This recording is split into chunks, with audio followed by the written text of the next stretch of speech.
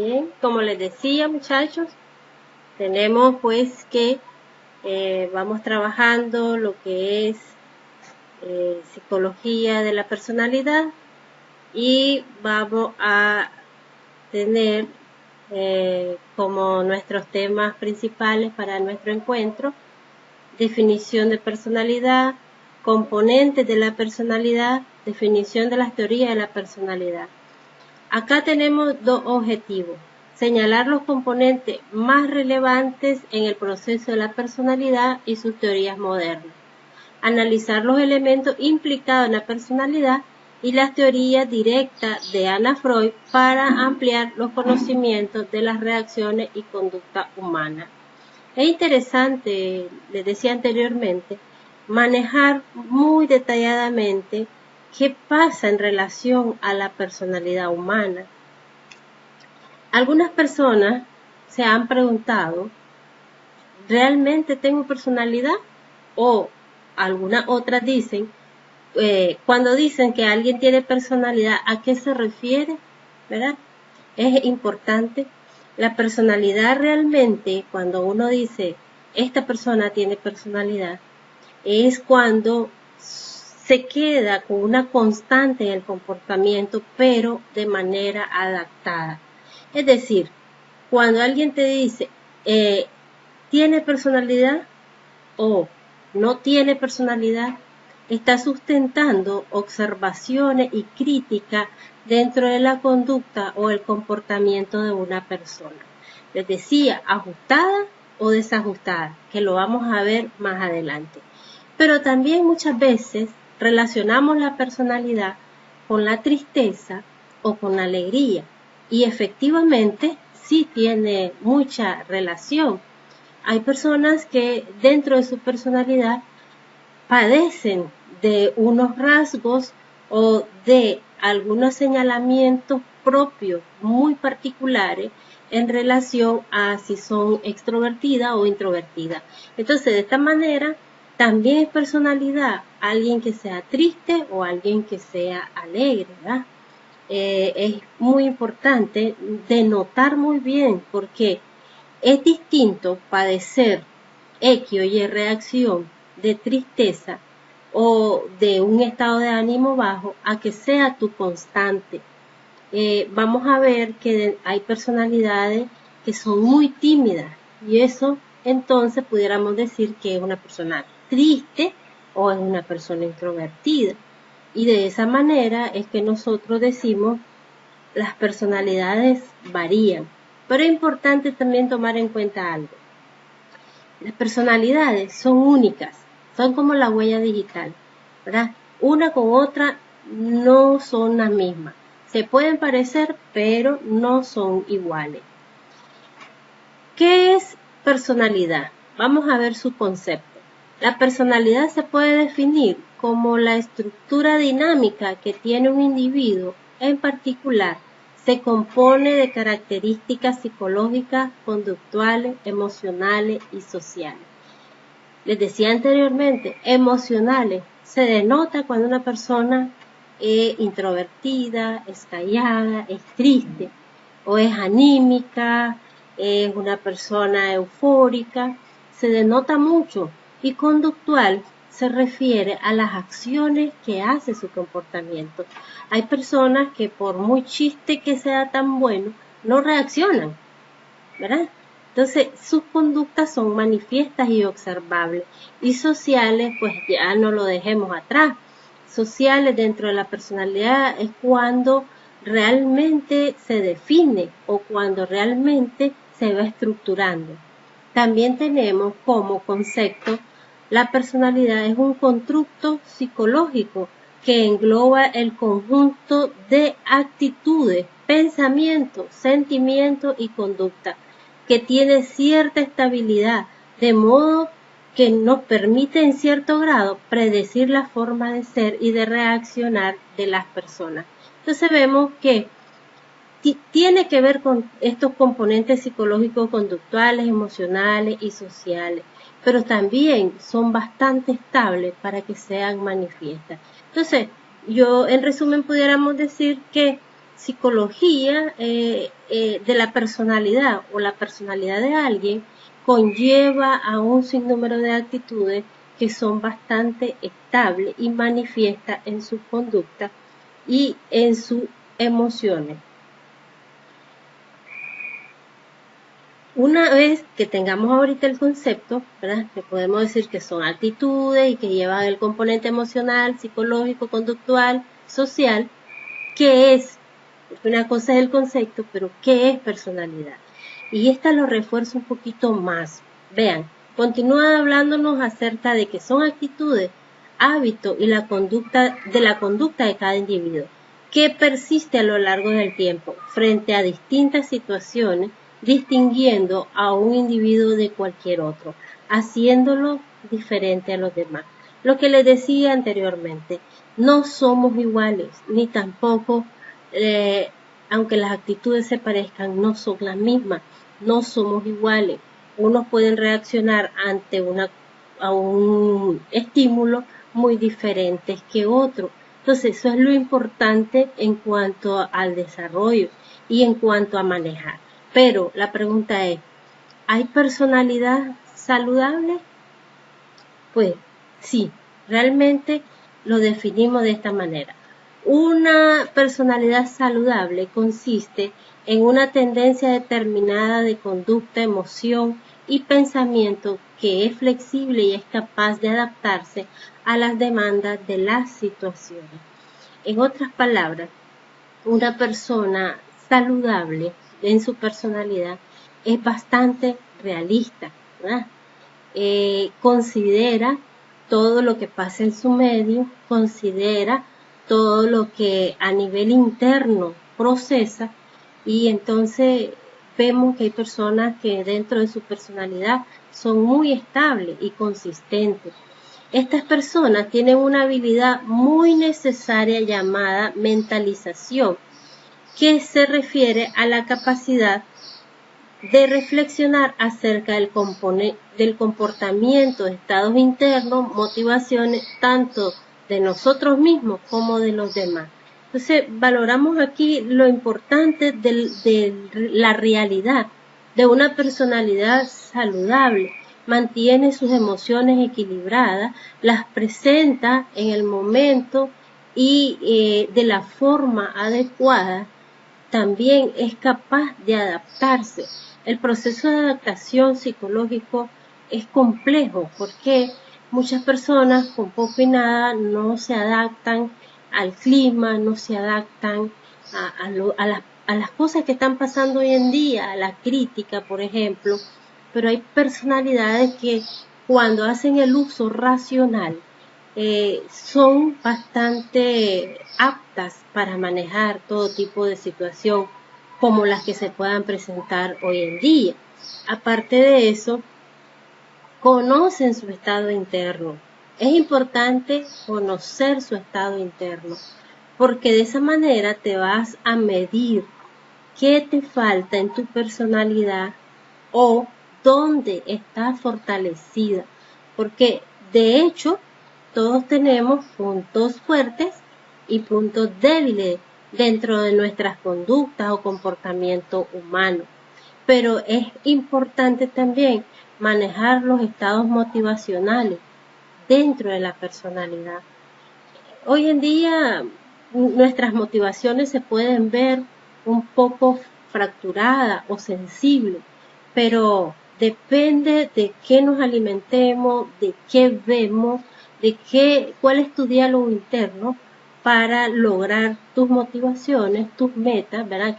Las motivaciones están ligadas a las metas, están ligadas a los logros. Entonces va a depender de cuáles son tus motivaciones y tus realidades. Definitivamente no hay que apartar, ¿verdad?, nuestra realidad, y en este contexto hay realidades de toda índole que es necesario tomarlo en cuenta. Entonces, una persona o mejor dicho, una personalidad saludable está un poco más capacitada para la toma de decisión, que es importante en todo el transcurso de la vida. Entonces nos preguntamos, ¿y personalidad no saludable? ¿Qué características puede tener la personalidad no saludable? Y quizás en su cabeza podrá venir hasta la mejor amiga o algunas otras personas por ahí, el compañero, la compañerita, no sé.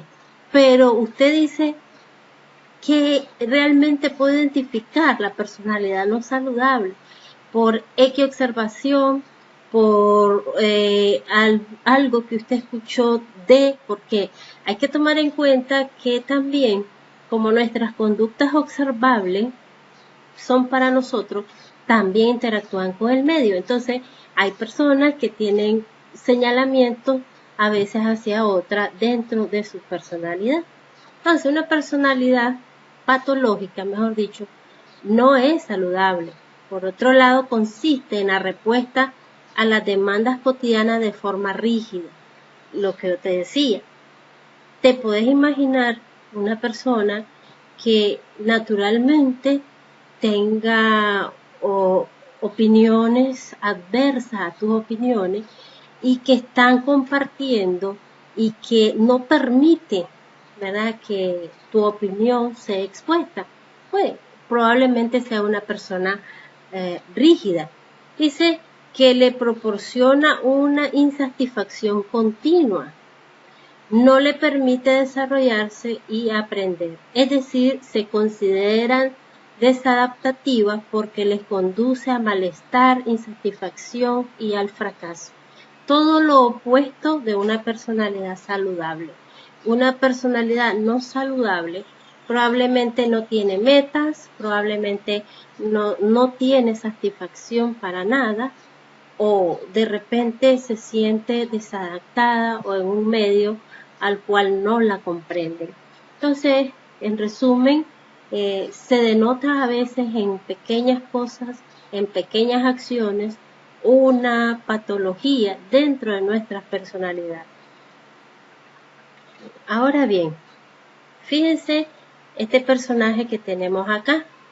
Este personaje, para que nosotros sigamos hablando siempre de la personalidad y anexemos lo que es a Ana Freud, ¿verdad? Acá le puse el título Deseos reprimidos de Ana, y que nos demos cuenta cómo de repente podemos navegar entre una patología de la personalidad y personalidad saludable, ¿verdad?, o adaptada, y que pasan por desapercibido. Pero la vida de cada persona es como un libro que va escribiendo cosas positivas, cosas negativas. Y ejemplificando a Ana Freud, que está dentro de nuestra temática, vamos a darnos cuenta de este personaje, algunos aspectos que usted va a tomar en cuenta y va a analizar. Ella nace el 3 de diciembre de 1895 y fallece a los 86 años. Ana Freud, hija de Sigmund Freud, ¿verdad? Una mujer que fue creada con sus padres casados, tenía hermanos, 5 hermanos, ella la sexta, hija de Sigmund Freud, un reconocible científico, ¿verdad?, médico psiquiátrico del psicoanálisis, creador del psicoanálisis y de todas las teorías. Pero esta persona que yo les muestro ahorita, Ana Freud, crece en el seno familiar, ¿verdad?, muy educada, pero a la misma vez tenía ella comportamientos desde su adolescencia que la venían siguiendo de manera represivos. En otras palabras, esta muchacha nace, ¿verdad?, y el padre ya era muy reconocido, muy intelectual, y por ende ella toma como patrón de conducta la inteligencia del padre. Pero acontecen cosas que están dentro de la historia, que cuando ella nace, como es la hija, sexta hija y última de Sigmund Freud y su esposa, nace y no fue deseada. Al no ser una hija deseada, también comienza a desarrollarse y a ver que su mamá tenía un trato muy diferente con ella que con el resto de sus hijos y sobre todo con una de las hermanas.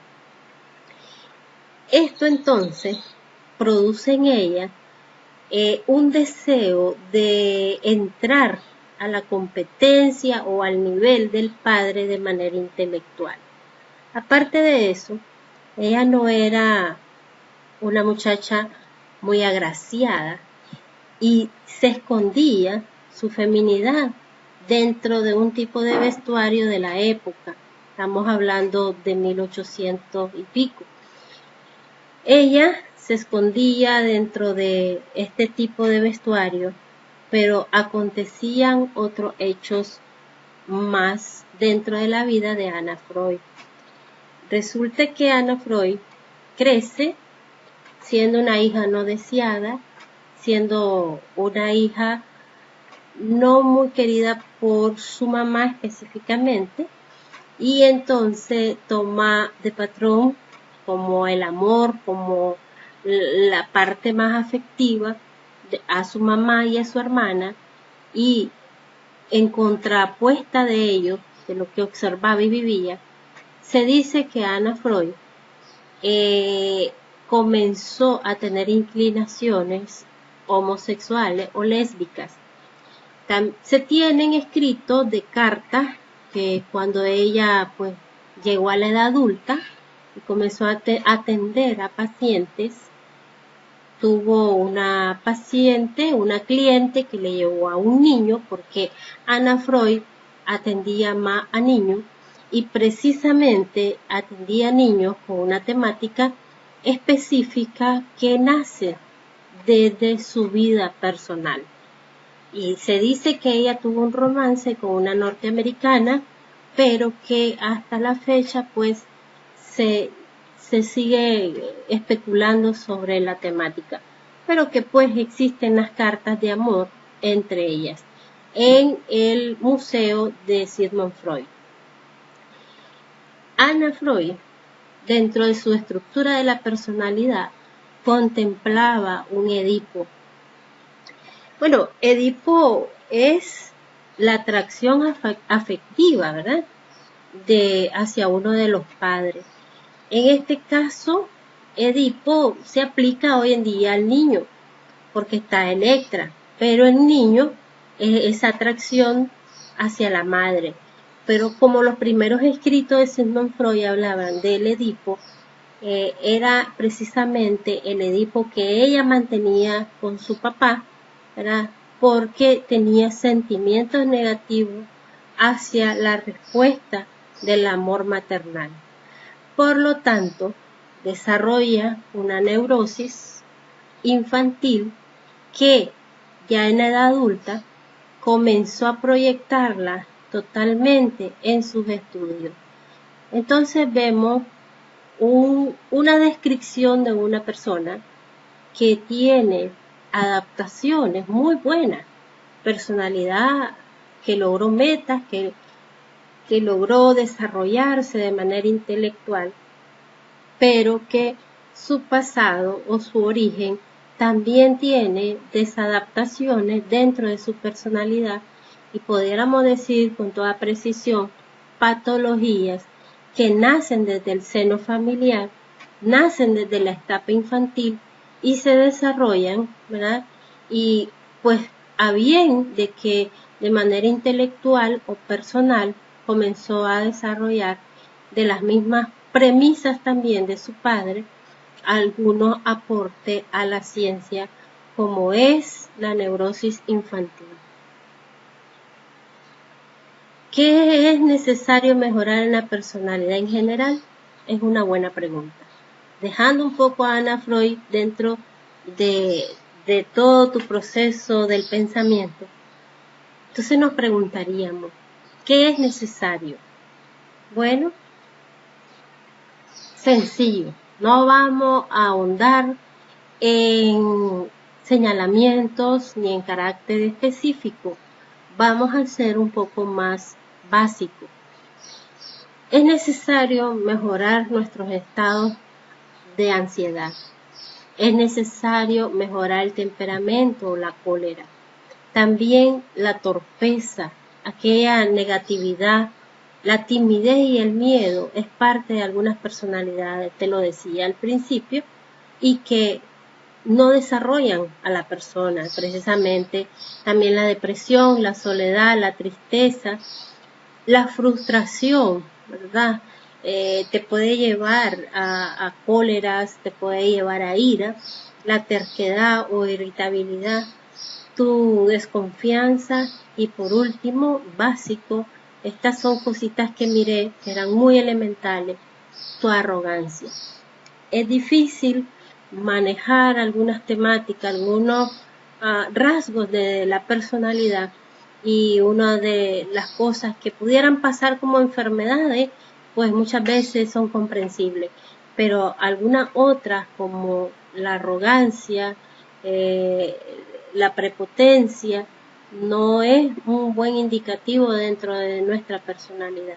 Entonces, podemos nosotros hacernos una aplicación de qué es necesario que tenemos que mejorar. ¿Será que la depresión? ¿Será que el miedo a lograr algo? En fin, son cosas muy sencillas, pero a la vez muy prácticas para que mejoremos nuestra personalidad. Importante es tener a alguien que gota a gota te esté instando a mejorar. No criticando, sino señalando con buen tono de voz, con buena postura corporal acerca de lo que vos querés mejorar. Por eso es que los que trabajamos en el área de la salud física y mental debemos de considerar esto, apropiarnos nosotros primeramente y luego a los pacientes que atendemos. Muy bien, hay actividad a realizar, ¿verdad?, dentro de nuestra asignatura de acuerdo a lo expuesto en la lectura e indica cuál es la importancia del estudio de la personalidad y qué relación puede tener en un contexto laboral de enfermería. Después expon tus conclusiones en el grupo y retroalimenten sus ideas. Muchas gracias.